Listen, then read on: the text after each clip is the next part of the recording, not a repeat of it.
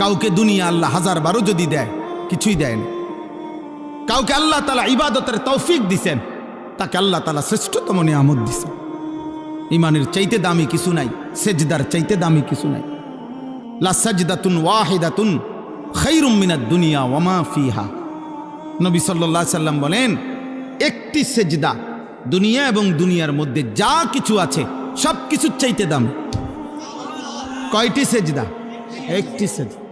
নবী সাল্লাল্লাহু আলাইহি সাল্লাম বলছে, সুবহানাল্লাহ আযমু মিন উহুদিন। একবার সুবহানাল্লাহ বলা উহুদ পাহাড়ের চাইতে ভারী নাকি?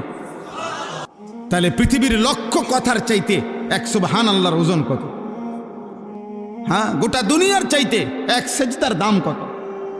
সেই সেজদা যার মিস হয়ে গেল, তোমার জীবনে কিছুই অর্জন হয় নাই।